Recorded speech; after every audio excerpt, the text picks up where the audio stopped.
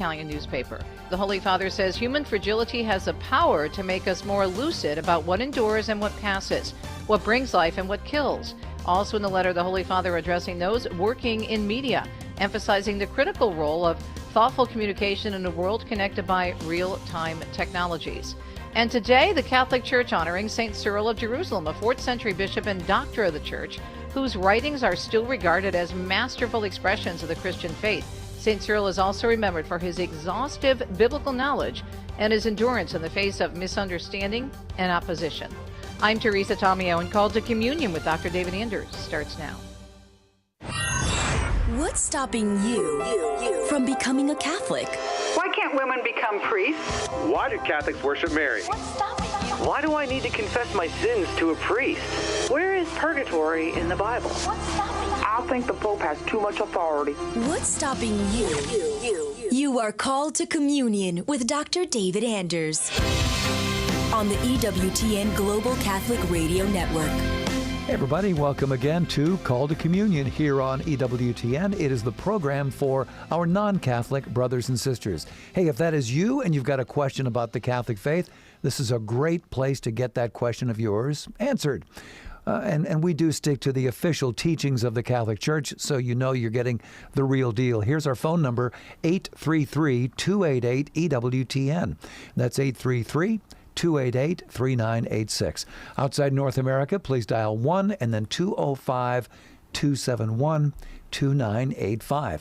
You can also text the letters EWTN to 58177. Wait for our response. Then once you get that response, you can text us your first name and your brief question. Message and data rates may apply.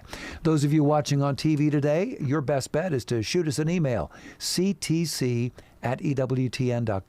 ctc@ewtn.com.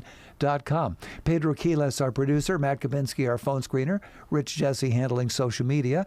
If you're watching us right now on YouTube or Facebook, you can ask your question via the comments box. Just put your question right there. Rich will see that. He'll send it to us in the studio, and we'll get that puppy answered. Again, the phone number, 833-288-EWTN. I'm Tom Price, along with Dr. David Anders. Tom, how are you today? Doing well. How are you, sir? You know, I'm doing decent, thank you. A couple of interesting questions to lead us off today. This one is from Milton. I recently went to a Catholic church that had low-gluten wafers and alcohol-free wine for the celebration of the Eucharist. Does this affect the Eucharist in a negative way, and does it matter? Thanks, Milton. Okay, thanks. I appreciate the question. So the proper matter for consecration is wheaten bread and alcoholic wine. Mm-hmm. And if you don't have that, then you don't have a valid Eucharist. Now, it is permissible that the gluten content of the wheaten bread or the alcohol content of the wine be very, very low, but we're not talking grape juice and we're not talking rice cakes. Right. Right. It has to be wheaten bread and alcoholic wine. But again, you can mess with the biochemistry a little bit out of sensitivity for people's allergies or addictions or what have you. Now, in terms of canonically, that's fine. It doesn't affect the validity of the matter. Uh-huh. Ontologically, theologically, no, it doesn't make a difference. Now, it does make a difference if you don't have valid matter. I mean, if somebody tries to consecrate, say, like sushi and beer, then you just keep sushi and beer. Nothing happens with that. If you don't have valid matter, you don't get the consecration. But provided it is, based on valid matter and the priest is properly ordained priest with the proper intent, then it's duly consecrated and you have the real presence of Christ, and you have, better yet, you have the sacrifice offered on the altar. And so have at it. All right. Go to communion. Milton, thanks so much for your email. Calls are coming in right now. You can add your list to your question to the queue at 833-288-EWTN. That's 833-288-3986. Here's a question now from Jules. How can I explain that the early church was the Catholic Church? Yeah, thanks. I appreciate it. So the easiest way to handle this, I think, is to start with the teaching of Jesus and established that Jesus actually intended to establish a church that would have universal jurisdiction. And I think that's fairly obvious from the teaching of Jesus itself. So when Christ makes provision to hand on the Christian faith, he speaks to authorized individuals. He's got 11 guys still standing, left in the room, so to speak, and he says to them, go into all nations and make disciples and teach them everything I've commanded you, and I'll be with you to the end of the age. Whatever you bind on earth is bound in heaven. Whatever you loose on earth is loosed in heaven. Give to you the keys of the kingdom of heaven.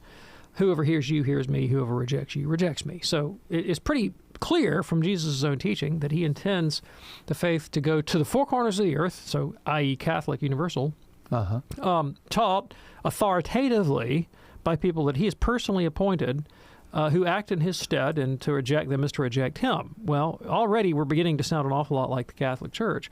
The apostles themselves, we know, appointed successors for themselves in the churches that they founded. That is exactly what Sacred Scripture says. Acts chapter 14 and the pastoral epistles detail that process. And then of course, the idea that you would have one faith, I mean, the marks of the church, one holy, Catholic, and apostolic. Mm-hmm. The idea that you would have one church rather than, say, competing versions is clearly taught in, well, first of all, it's implied in Jesus' teaching, teach everything that I've commanded you, right? That the determinative body of material is what Christ has handed on, right? Not what we make up. And St. Paul lists as a criterion of orthodoxy agreement with the universal church. In 1 Corinthians 11, he says, if anyone has another practice or wants to be contentious about this, or kind of dissenter, know that we have no other practice, nor do the churches of God. John's epistles identify people who have walked away from unity with that church as no longer belonging to the church that Christ founded. Christ himself, in Matthew 18, says that the church is a visible institution from which you can be expelled. So, you can be in it, you can be out of it. Yeah. Paul tells us in 1 Corinthians chapter 1 that it is necessary for Christians to agree on everything. So they've got to have unanimity in the faith, and that schism and disagreement and factions and sectarian divisions are, in fact, a scandal to the unity of the Eucharist, which is the bond of our unity in Christ. Mm-hmm. So you've got universality, you've got unity. Holiness is the ultimate goal and raison d'etre of the church, and apostolicity. Of course, it was Christ who sent the apostles to teach that. So the marks of the church are evident there within the very foundational texts of sacred Scripture. And then when you look at, say, 2nd century Christianity, 3rd century Christianity, you have to ask the question: okay, what visible body is actually in continuity with the one founded by Jesus, and understands it to be, right, and publicly, right, like demonstrably so? Well, it is in fact the Catholic Church, and it uses that self-designation. So Ignatius of Antioch, who is the third bishop of Antioch after St. Peter, teaches all of this explicitly, and he's the first to use the word Catholic to describe it. Now, from my point of view, you can get rid of the word Catholic if you want to, or we can quibble about it. You don't really need the word. What you need is the reality. Right. Like, there are actually other groups out there that call themselves Catholic and aren't. Right? So the word is less important than the actual historical continuity with the visible institution, right? And it's given to the world, really, to be that objective sign and instrument of reconciliation between one human and another, and humanity and God, and therefore it needs to be visible and recognizable as the Catholic Church, which is why any cab driver can tell you where it is. You better believe it. Jules, thanks so much for your question today. In a moment, Estelle in Missouri, Jim in Seattle. Lines are open for you as well at 833-288-EWTN for Call to Communion. Stay with us. On the vigil of the Solemnity of St. Joseph, the Catholic Brotherhood of Fraternists offer a special live holy hour for fathers and sons from Our Lady of the Angels Chapel in Irondale, Alabama. Tonight, 8 Eastern on EWTN Radio. Enhance your Lenten journey with EWTN's National Catholic Register. Readers rely on the Register for faithful and insightful coverage of the Catholic Church, making it a vital resource in our mission for the new evangelization. Rooted in a catechetical framework, the Register delivers trusted analysis, illuminating the news through the lens of the Church rather than the shifting lens of the world. Let the Register be your hope-filled companion in this sacred season of renewal and throughout the year as you embrace powerful contemplation on the events of our lives. Subscribe to the Register today and get 1 year for the greatly discounted price of just $32.50. That's 26 issues delivered to your home, office, or parish. Simply order online at ncregister.com/radio or call 800-421-3230 and mention code radio. The National Catholic Register. Read faithfully. Lent can be a particular time of testing our resolve and our commitment, but every time of testing can also be an opportunity or time for learning. EWTN, your Lenten companion.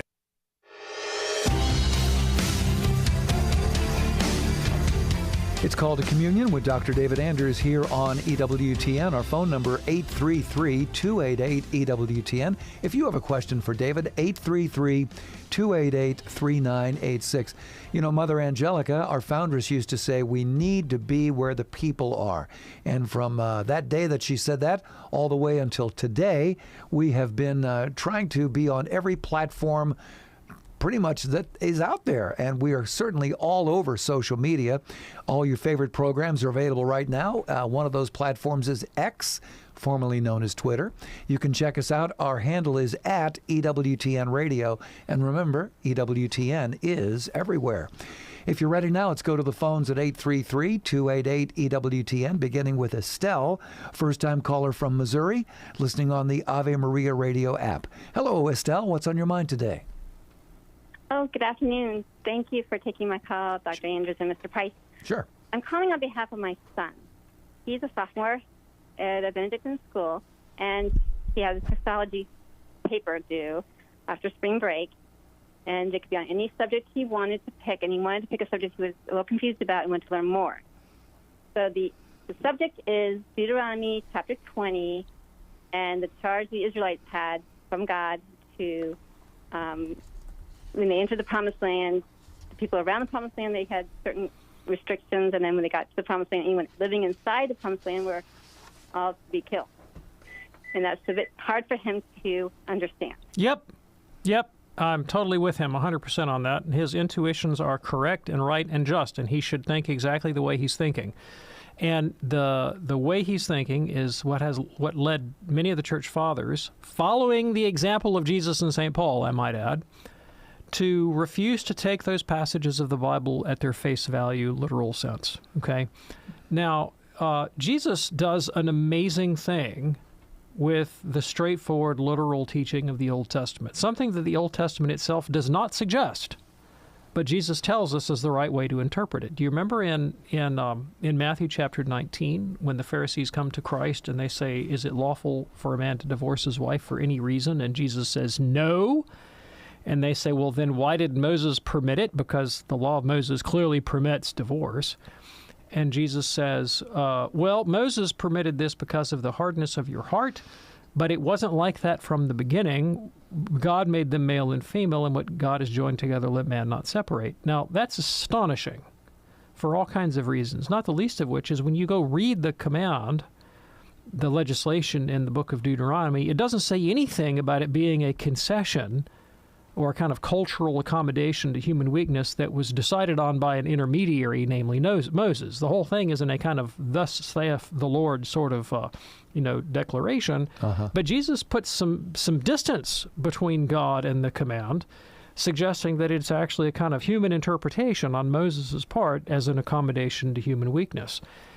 St. Paul, following up on the teaching of Jesus, takes this teaching a bit deeper and argues that many of these passages of the Old Testament are, in fact, allegories for Christian truth. So he deals with Sarah and Hagar, for example, which is another, kind of an unseemly blight on the character of our father Abraham. And he says, actually, these women stand for two mountains. Huh? Is that what they stand for, Paul? Yes, and they represent children of faith, of the promise, and children according to the flesh. And so they're essentially illustrative of different ways of trying to be reconciled to God, namely that, this is the same content of my book to the Romans, Paul is saying. And I'll point out that, that's not a reading that's evident on the face of the Old Testament itself. You can only get there if you start with the Christian presupposition of the divinity and authority of Jesus and his death and resurrection and his total authority over everything, including the interpretation of the Old Testament, and I might add the preeminent law of love. You start from that presupposition, and then you interpret everything in the Old Testament accordingly. And Gregory of Nyssa, one of the Cappadocian fathers, a church father, who was he's not officially a doctor of the Latin Church, but Pope Benedict once called him a doctor of the Church in one of his Wednesday audiences. So he's a pretty authoritative guy, Gregory of Nyssa. Okay. Nyssa wrote a book called The Life of Moses, and he applies this rule to, say, for example, the slaughter of the firstborn in Egypt. And he just says it straight up. He just says, look, if you take that in a straightforwardly literal way, it kind of makes God an irrational tyrant. So we're just not going to take it that way. We're going to do what Paul did and what Jesus did, and we're going to read this as an allegory for some other spiritual truth. In this case, he speculates that the cutting off of the first roots of vice, right? That's how we're going to read this. Origen, who was an Egyptian church father from the middle of the 3rd century, from whom Nyssa learned his methodology, takes it even farther. He actually said we need to throw away the literal sense as the bitter rind of a nut. Wow. Right. I mean, he's pretty harsh on the literal sense. Yeah. And Origen, more than anybody else, is sort of the modern. Modern. He's the father of all Catholic hermeneutics. St. Augustine, who writes a century or two later in On Christian Doctrine, says any interpretation of the Bible is okay as long as it ultimately serves the ends of charity. And you see that's what Jesus does. I mean, that is how Jesus reads the Bible. It's how Paul reads the Bible. Now, we actually benefit in 20th and 21st century. We take that patristic perspective, that New Testament perspective on the Old, and it's deepened when you add the insights of biblical higher criticism.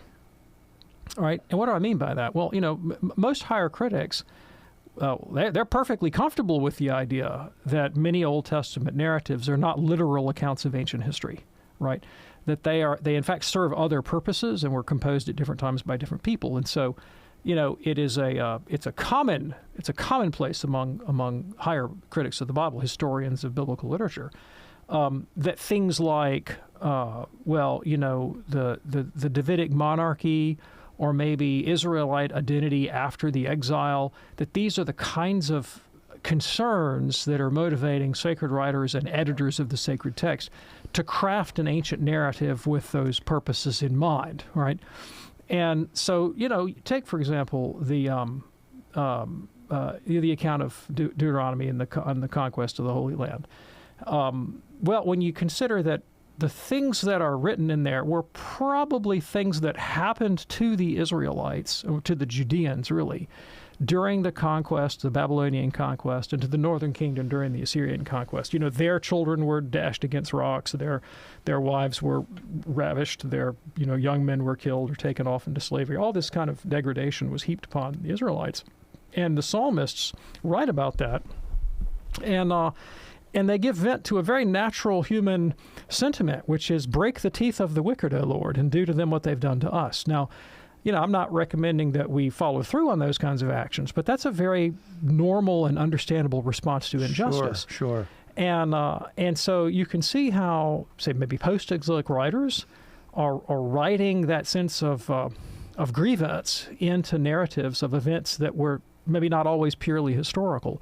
And those kinds of insights can dovetail with deeper spiritual insights that we gain from the Church Fathers.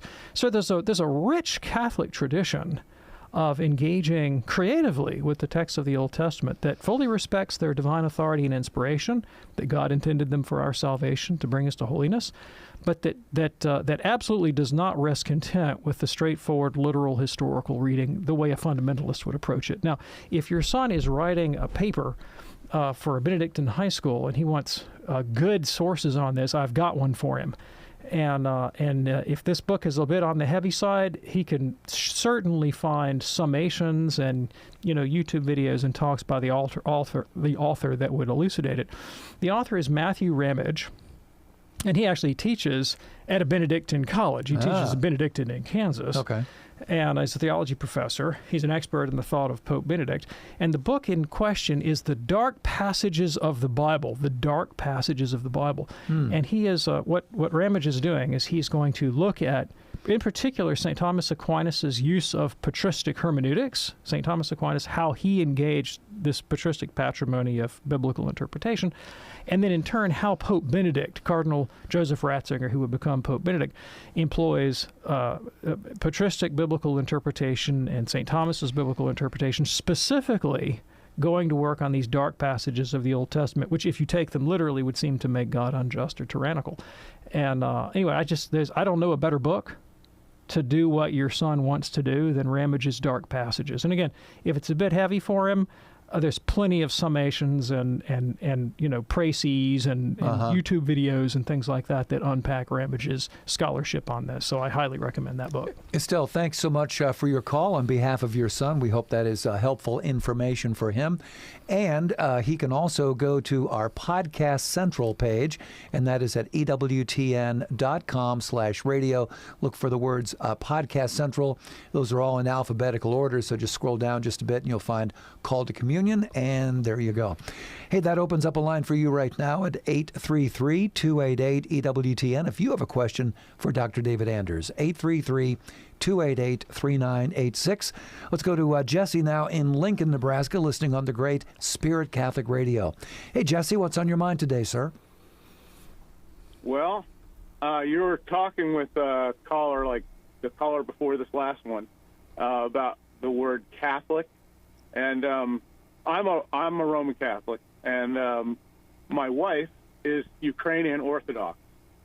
And you were talking about the word Catholic, and I told her that what Catholic is supposed to mean, universal. Mm-hmm. And when I go to church several times a week, and then I go to Mass on Sunday, and then after that, I go with her to the Orthodox Church, to their liturgy. And I looked in their service book, and inside the cover of the service book, it says the Holy Orthodox Catholic Church or Catholic Orthodox Church. I can't remember which. And so that I told my wife, that kind of bothers me because, I can't come to this church and get communion. I can go to an Orthodox liturgy, but I cannot receive communion. And the same thing, an Orthodox person can come to a Catholic church. This is what I've been told, but not receive communion. And well, I just kind of wondered about that. Let me jump in on there. So the Orthodox Church is unlike Protestant churches and other non-Catholic churches. Unlike it. And here's how they're unlike it. In Catholic theology, Christ founded one church, and it's governed by apostles with apostolic succession, through the administration of the sacraments. And that church has its authority and foundation from Jesus. Now, as a historical fact, some regions of the Catholic world separated from obedience to the Pope of Rome, but they did not sever their connection to the apostles or to their valid sacraments. Mm-hmm. That would be the Orthodox communion. And so the Catholic Church views the Orthodox as, kind of part of the Catholic patrimony in a very broad sense, but they're they would not appreciate me saying this, but they're sort of like Catholic Christians who are thumbing their nose at the Pope, right? They share so much of the patrimony, so many of the sacraments, so many of the goods and graces, and they just lack that little piece of communion with the Holy Father of Rome to be totally in communion with the Catholic Church. Now, to illustrate that, there are Catholic churches, Catholic, capital C, full, C, Catholic, that are in communion with Rome in these Orthodox countries, in Ukraine, in Russia, in Greece, and so forth. that do acknowledge the Pope, and even though they continue to use Orthodox liturgy and Orthodox calendars and Orthodox, theology and Orthodox sensibilities, the Catholic Church recognizes them as completely and fully Catholic. They're different. They're called rites, R-I-T-E-S, different rites of the Church. Now, there's one thing that you said that was not strictly correct, and that is the Catholic Church, because the Catholic Church regards the Orthodox with such affection and respect, an Orthodox person actually can go to communion in a Catholic church, with a few stipulations, but basically yes. And the only reason that your wife doesn't isn't because the Catholic Church is refusing her, but her own church is telling her not to. Her own church is telling her not to, okay? And sort of similarly, the Catholic Church would tell you, you could receive the sacraments in an Orthodox church in a case of necessity, right? If you didn't have access to a Catholic minister, you could receive Orthodox sacraments because they're objectively valid. But because they're not in full communion with the Pope, and our sharing in the Eucharist is a sign of our unity, it's a little bit disingenuous if you go to communion in an Orthodox church, because they're not really in communion with us, but they're so close that the Church says, okay, you can in cases of emergency. If you're stuck in Greece or someplace and there's not a Catholic church for 500 miles and, you're feeling a little green around the gills and maybe not so healthy, things aren't looking so good, you could receive those sacraments. Orthodox might not give them to you, but that's not the Catholic Church's fault. And again, I know Orthodox people that come to communion in the Catholic Church because they understand all this. And they go, you know what? We all, after all, are one big Catholic family, and we're going to respect that. We're going to celebrate our unity by going to communion in the Catholic Church, and the Catholic Church is okay with that. Not so with Protestants. See, it's a different animal with Protestants because they don't share common sacraments with us. They don't share apostolic succession. They mean something very different by those words, by those terms, and by those rites. And so it's a higher bar for Protestants to come to communion in a Catholic Church. Jesse, is that helpful for you, sir? Oh yeah, it'll help me with my wife. She's grew up in the Soviet Union, so she's a little hard-headed. So let me give you a book recommendation. It's by Aidan Nichols, Aidan Nichols. Title of the book is Rome and the Eastern Churches. Rome and the Eastern Churches. It's going to lay out the history and theology of all this for you. It's one volume. It's not very long. It's pretty understandable, but it's a great discussion of Catholic and Eastern Church relations. Jesse, thanks so much for your call. Glad that you're listening to us on the Great Spirit Catholic Radio in Lincoln. In a moment, we'll go to Jim, a first-time caller from Seattle, also Francine in Poughkeepsie, New York. A couple lines open for you as well at 833-288-EWTN. That's 833-288-3986 for Call to Communion. Do stay with us. This is a Pro-Life Minute with doctors Stephen and Gracie Christie. Steve, here's a really ugly accusation that's leveled at us all the time. You pro-lifers only care about babies while they're inside the uterus. Once they're born, you don't care for the poor and needy. And what I always say is, what makes you think that pro-life advocates care less for the needy than pro-choicers? Did you know that pro-lifers give a greater percentage of their income and volunteer more of their time to the needy than those who identify as pro-choice? Now, you might believe that progressive social policies are better for the poor than conservative policies, and that's a legitimate debate to have. But it's both arrogant and inaccurate to simply claim that pro-choicers who donate less of their time and less of their money to the poor somehow care more for the poor than do the pro-life community. Adoption rates also refute this falsehood. Pro-lifers are more than twice as likely to adopt as pro-choicers, again proving that pro-life movement is pro-life for all children. So claiming that pro-life advocates don't care about babies after they're born is pure nonsense. Pope Francis tells us, becoming a priest or a man or woman religious is not primarily our own decision. Rather, it's the response to a call of love. Do you feel as if God may be calling you to religious life? If so, contact a religious order faithful to the magisterium or your diocesan vocation. For information on the priesthood or religious life, visit EWTN.com/religious life today. Father Joseph will help you grow closer to the Lord this Lent with our free ebooks, 2025 Lenten Meditations, and the 7 Last Words. Visit EWTN.com/Lent today. I'm Deacon Harold Burke-Sivers. Join me for Beacon of Truth today at 4 p.m. Eastern. On the next Beacon of Truth, biblical prayers for the sick and soulful Psalm 78. Now back to Call to Communion with Dr. David Anders.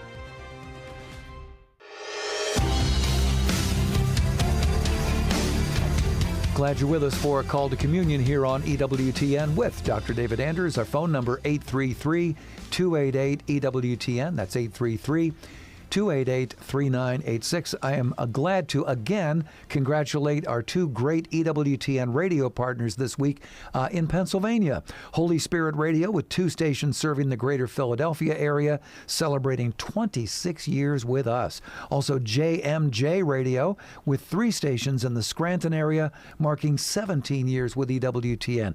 So congratulations to Frank Eliason and Ed Nowinski and their great teams there in both those cities from your friends here at EWTN.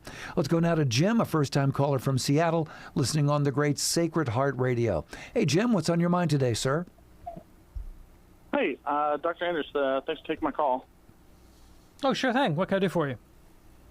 Yeah, so a couple of my family members are sedevacantists, and I guess when I look into it, right, it seems like the biggest hang-up for them is this idea of false ecumenism.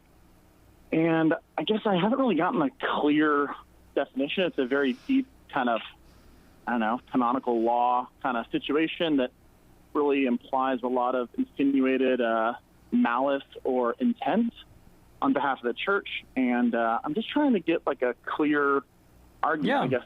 Sure. If you could steal me. I got you. Okay. So first of all, let me lay out a case for ecumenism. And then let me lay out what I would take to be the sedevacantist or traditionalist critique of ecumenism, and then I'll offer a rejoinder if I could. So here basically is the case for ecumenism in my view, right? This is the David Anders case for ecumenism. I'm not pulling this from a church document, right? Okay. In sacred scripture, God calls Abraham to be a blessing to all nations, and sort of the universality of the thing is in view from the very beginning. And we see even within the Old Testament that there are people who are at sort of varying degrees of remove from the family of Abraham and his entourage who are not thereby excluded from redemption. So clearly all of the righteous people before Abraham, including Enoch, who ascends to heaven, and so forth, these are characters who are justified by the grace of God through their adherence to the natural law and the life of natural virtue, right? They have no consciousness of Jesus the Messiah, and they know nothing of a covenant with Abraham, and yet they're venerated clearly in scriptural narrative. Abraham's call, of course, is universal in scope, and God calls him not just for the benefit of his progeny and family, or even for the nation of Israel, but essentially for the whole world. And of course, all of Abraham's progeny and those righteous of the Old Covenant who are not part of it are saved or justified by the grace of God without explicit knowledge of Jesus, right? I mean, at best, they have a kind of shady, hazy, shadowy awareness of a future Redeemer, but the details are fairly slim. Paul says even angels long to look into these things. It's not totally clear.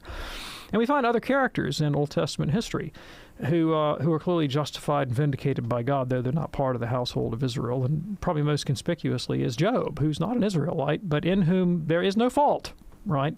And God clearly vindicates at the end of that tragic book. So that's sort of the background. And when Christ comes, of course, and teaches the way of righteousness through essentially moral behavior. I mean, that's the core of Jesus' story, is to sort of mitigate, not eliminate, but mitigate and relegate to a second place the ritual prescriptions of the Mosaic law in preference to the law of love of God and neighbor. And basically, if you want to be accepted into the kingdom of heaven, according to Jesus, you have to treat people right, not count on your descent from Abraham, not count on the fact that you've tithed, mint, dill, and cumin, but you've rather practiced love, justice, and mercy. Mm-hmm. And as the gospel begins to go out to the Gentile world, and reconciling Gentiles is absolutely part of the project here, there are those who seem to be marked out from the Gentile world quite prior to the coming of their announcement of Jesus by their righteous lives. So Cornelius in Acts chapter 10 is someone whose prayers and gifts to the poor have come up before God as a memorial offering. They can't have done that without grace, They can't have been meritorious without grace. And yet God recognizes the pagan Cornelius's worship as worship in spirit and in truth. And, granted, it's the basis for him being fully incorporated into the people of God. He comes to hear and accept the message of Jesus. But clearly God's got his hand on him before that, right? And so when you move outside of the New Testament and to, say, the second century fathers, you find this teaching quite explicit, particularly in St. Justin Martyr, who looks back on, say, exemplars of pagan virtue like Socrates. He names Democritus as well, as people in whom the divine Logos, that's the second person of the Trinity, was active, though they didn't know the explicit name of Jesus. And he says, in fact, they were Christians before Christ, right? And so that idea that, yes, the Catholic Church is central to God's redemptive plan, but in kind of the way that it reached Cornelius, that it's going to announce, or in Acts chapter 17, Paul says, I'm going to announce to you the truth of the God that you worship, whose name you don't yet know, right? That there are sort of degrees of remove without being totally cut off from redemption. Okay. And it disposes you to the gospel when you encounter it if you have a good will. But we ought not to regard these people as hopelessly lost and without grace or without God in the world. And in fact, that remains the teaching of the Church throughout all time, and even long before the Council, you find it explicitly taught. Pius IX, who is nobody's idea of a raving liberal, explicitly teaches that, say, Protestants whose anti-Catholicism is a matter of culture and upbringing and in ignorance are not responsible for their anti-Catholicism because they don't know better, and that it's possible for them to be saved by adhering to the truth and grace to which they actually have access, right? Okay. John Carroll, Bishop of Baltimore and, early American, who died in 1815. Last time I checked, that was a long time, 150 years before the Second Vatican Council, distinguishes what he calls being a member of the Catholic Church and being in communion with the Catholic Church. And the members of all those who with good faith seek to do the will of God and live virtuous lives, regardless of whether they are card-carrying members of the Catholic Church. Those in communion are those that are card-carrying members and have the full package of sacraments and all this divine truth. So what the Second Vatican Council adds to the discussion is it takes this patrimony of Catholic tradition and it kind of puts a bow in it and describes it this way, and I think it's quite beautiful. It says that the fullness of the Christian faith, of the kingdom of God, subsists in the Catholic Church, but that there are elements of truth and sanctification that are outside of it. Think, for example, about my Protestant family members that have 66 out of 73 books of the Bible. They're missing some good ones. They got 66. 66 ain't bad. You know? Yeah. They got 2 out of 7 sacraments. They have the light of natural reason. And that laying hold of those means of grace and redemption, one, they can come to salvation if, they're not obstinate against the Catholic faith or hateful towards it out of, malice. And that those very same elements are, and this the Council says, forces impelling to Catholic unity. What does that mean? It means that if you approach those elements with faith and goodwill, that as you learn more, you'll be drawn more towards Catholicism. Now, I can testify from personal experience that's true. Because I was raised as one of those Protestants who was anti-Catholic. But I had the Bible, and I had parts of Catholic tradition, though I didn't realize that they were that. And because I was committed to studying them and obeying them, I was committed to the Scriptures, I was committed to the project of church history and of deepening my knowledge of the tradition, that led me inevitably to Catholicism. It's like I'm a good candidate for illustrating what the Council said will happen, right? Yeah. Take someone like Josephine Bakhita, who had less than I did. She didn't have the Bible. She didn't have Catholic tradition. She just had the light of natural reason. And when she first heard the Catholic faith, she went, it was just like Acts 17. Oh, yeah, that's the God I've been worshiping my whole life, whose name I did not yet know. Sign me up. I'm ready to go, right? And so the rationale for ecumenism from within that theological vision of Catholicism is to awaken in non-Catholics a deepening appreciation of the elements of truth and redemption that they already possess, in the hopes that they will be for such people forces impelling to Catholic unity, while acknowledging that we will reserve judgment of their souls to God alone. So if I meet, say, for example, a Buddhist, a Mahayana Buddhist, who recognizes that he can't save himself, that he needs grace, that he needs a mediator, right? He may mistakenly think that mediator is Amitabha Buddha. That's a mistake on his part, and he's not going to be saved in virtue of believing in Amitabha. However, what about his recognition that he can't save himself because he's insufficiently virtuous, and that in fact he needs a mediator? That much of what he holds about himself is true and can be found in non-Christian religious traditions. That's why Henri de Lubac writes a whole book on Catholicism and Buddhism, because he recognizes this point of commonality between Pure Land Japanese Buddhism and traditional Catholic doctrine, right? There's objective deficiencies as well.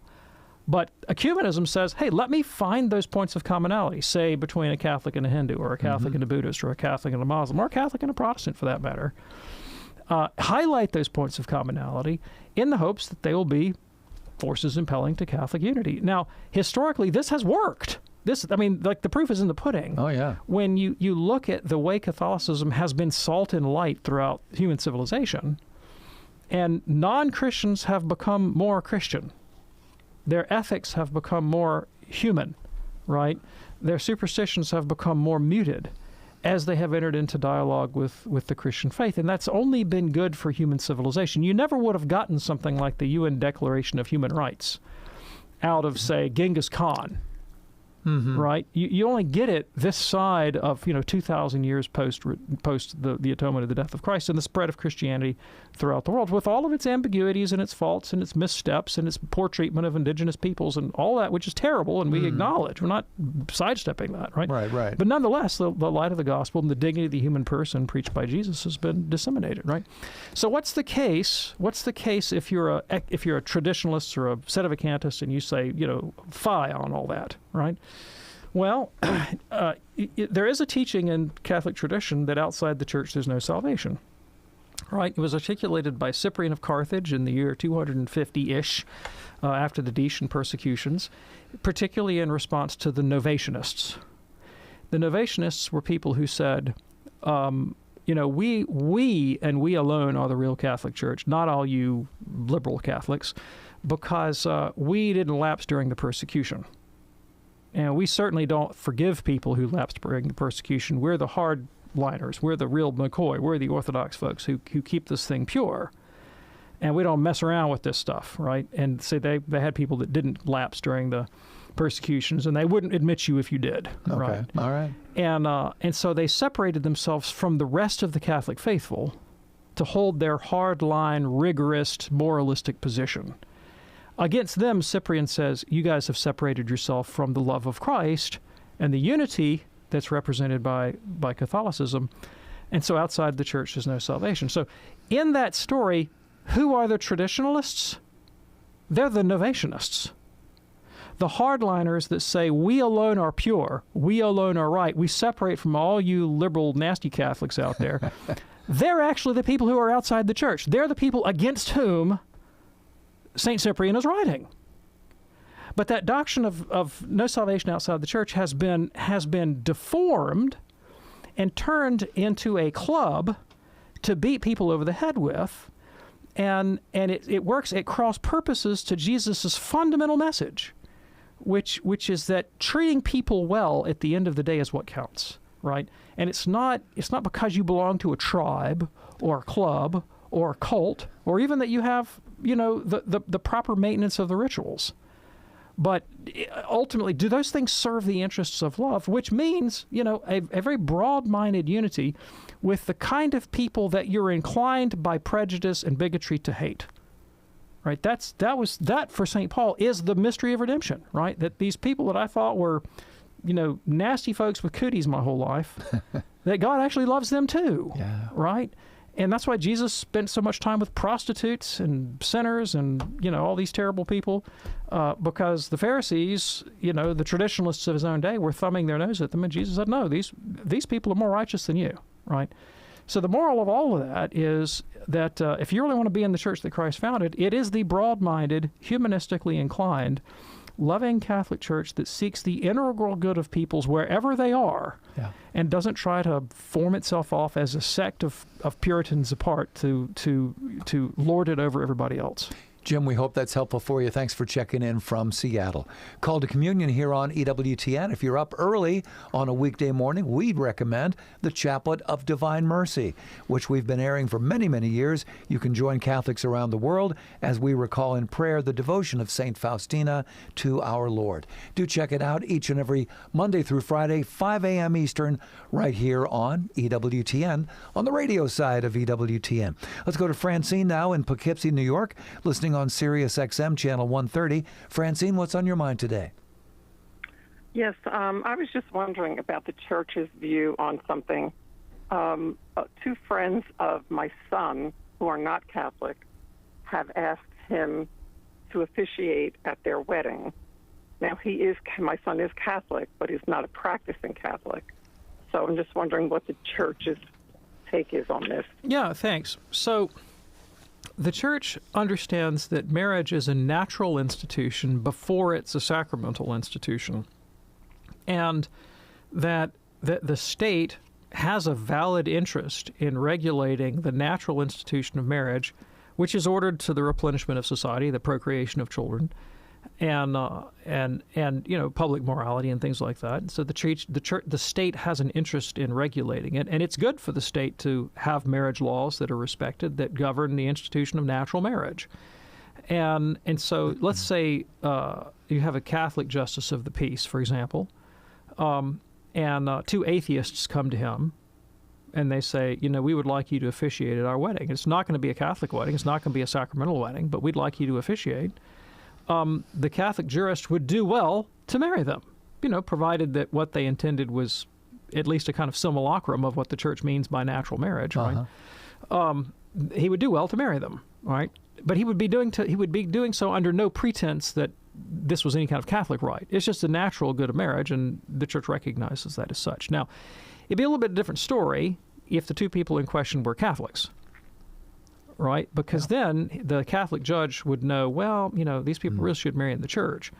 And I won't say that he should refuse the ceremony because it's part of his civil job to perform, and he can't really refuse. But he would do well to encourage them, guys, you really ought to have this thing blessed by a Catholic priest, because that's what it's not your legal obligation, but it's your canonical obligation as Catholics. Now, your question is about, your son's not a justice of the peace. Could he officiate at the wedding of non-Catholics? Well, it would kind of depend on the marriage law of his state, right? I mean, if it's a legal marriage that would be recognized by the state, and his position is one that's at least somehow or another officially recognized, and he has jurisdiction to do this, then potentially he could. My caution would be that sometimes when people want to go outside the sort of normal channels of officialdom in state-sanctioned weddings, they do so because they have a kind of esoteric or boutique view of what they're doing, and the thing can devolve into a kind of a joke, right? So I mean, I've known cases of people having like almost fantasy, shaman Viking weddings out in the woods. And I mean, it almost becomes kind of a carnival, right? That denigrates from even if it's not sacramental, the Church says, marriage is sort of, even natural marriage is sort of hemmed in culturally by religious rites and a sense of solemnity and awe because of the dignity of what's taking place. And so it would be kind of a judgment call at that point about, since they've made a decision to sort of depart from officialdom, if you will, how much of this is a kind of parody of civil marriage, and how much of this is like, they're really intending the real thing. And my involvement is more, due to their affection and respect for me than it is because they're trying to, put on some sort of vaudeville act. Francine, thanks so much for your call today from Poughkeepsie. Here now is Steve, also in New York, in Middletown, New York, a first-time caller. Hey, Steve, what's on your mind today, sir? Hi there. I got a quick question, and it has to do with the creed said at Mass. During the Mass, one line says, "For us men and for our salvation." Now, I've heard priests say that, and I've heard priests say for us in our salvation, and not say that. Where did for us men come from? And can a priest, I assume that he can, say for us instead of for us men? Okay. Yeah, thanks. I appreciate the question. So the priest absolutely cannot omit for us men. Cannot do it. All right. It is a translation of pro homines, which is Latin for human beings. Okay. All right. The Latin homo does not mean male people. It means all human beings, as the way men in English used to mean all human beings. Right. And he cannot exclude it. It is there for a reason. It is there to exclude the heresy of apokatastasis. Wow. Right? The 3rd century Christian theologian Origen of Alexandria, who was in many respects a real stand-up guy and one of my heroes, was not perfect, and he had some mistakes. And one of them was he taught the heresy of apokatastasis, which is the doctrine that all rational creatures will be reconciled before the day of judgment, including the fallen angels. And so he thought, yes, the devil would get to go to heaven. That was Origen's position. Oh, wow. And the church eventually said, no, that's wrong. The devil doesn't get to go to heaven. We rule out apokatastasis. The fallen angels will not be redeemed. And the phrase for us men excludes from the possibility of redemption fallen angels. It's Christ became incarnate for us men, not for those guys. As in for us, mankind. For us human beings. Yes. He was incarnate. He took on human flesh for the salvation of the human race, not to redeem fallen angelic nature. Okay. Right? And so if you leave that out, you're leaving out a central dogmatic claim of the creed. Yeah. Now, ignorant priests who don't know that might attempt to change the language out of a kind of misplaced nod to feminism. And look, I have plenty of respect for many feminist goals and aspirations. This one is just based on a gross misunderstanding. First, about the nature of the English language, and second, the deep theological history here. And third, there's a principle of priestly obedience to the rubrics of the Mass. Only Holy Mother Church has the right to change the language of the liturgy. It is not up to the priest to do it. Guys, you say the black and you do the red. That is the policy, yes. right? And yes. if Holy Mother Church says you say it this way, doggone it, you say it that way. That's right. My wife, the musician, and you being a musician yourself, would also, raise the eyebrow at the Christmas song, "Good Christian Men Rejoice," and when it gets to be "Good Christian Friends Rejoice," it's like, okay. We do the best we can. Yeah, well, there you go. Do the best we can. Steve, thanks so much for your call today. Here is Daniel now in Ottawa, Ontario. Daniel, what's on your mind today, sir? Oh, yes. Can you hear me? Yeah, go right ahead, Daniel. Yeah, I was just thinking about the act of contrition after you go to confession. And you say, you say, sorry for having offended thee, and detest all my sins because of thy just punishments, but most of all because they offend thee, my God, who are good and deserving of all my love. I'm wondering about kind of the image of a God that is offended by us and is ready to punish us. We see that immediately after having received absolution, and I just wondering about that, and also how to explain this prayer to non-Catholics or lukewarm Catholics who maybe have been away from the confessional for a long time. Good question. So all language about God is analogical, right? And we can deepen our appreciation when we recognize that, meaning that we shouldn't think of God as having emotions of wrath and quietude and passing from one emotional state to another as if he were some sort of human tyrant. That's a wrong conception of God. Loving God, we talk about loving God above all things. That means nothing other than loving the good that God is. And God, of course, is infinite love and goodness. And so it is to love God is coextensive with loving my neighbor and loving my own rational good. Like, for example, if I decide that I want to pursue sobriety rather than drunkenness, so I can develop my own intellect and my own rationality, right? That act is simultaneously loving God, because God's will is for rationality and virtue and the development of the human person according to his own intrinsic nature, that's loving God, right? If I want the good of my neighbor, that's loving God. Loving God is not something that's over and against or in contradiction to the human good. It transcends but incorporates the human good, right? So there's nothing irrational about it. And the wrath of God here, I think, should rightly be understood as the suffering that I bring upon myself when I frustrate my own rational good. So take, again, the example of sobriety. If I go out on a, and get blasted and wake up tomorrow with a terrible hangover, I suffer my own punishment. Sin is its own punishment, right? Sure. And I could reasonably interpret that, and Scripture gives some warrant to see that as the wrath of God. God saying, okay, have at it, and get what you want in life, okay? But not this kind of vindictive, craven, power-hungry monster who wants to be, loved to the exclusion of human integral well-being. Daniel, thanks so much for your call. Glad we could get it in. Couldn't get in James in Tucson or Francis on YouTube. We'll get to those next time. Dr. David Anders, thank you, sir. Thank you, Tom. Be sure to join us for our next edition of Call to Communion with Dr. David Anders. I'm Tom Price. Until then, have a great day and God bless. The most original Catholic content is on Always tell you in peace. If you're confused, just keep praying. Pray until the confusion leaves you. Mother Angelica Live Classics. Every morning, 2 Eastern, on EWTN Radio.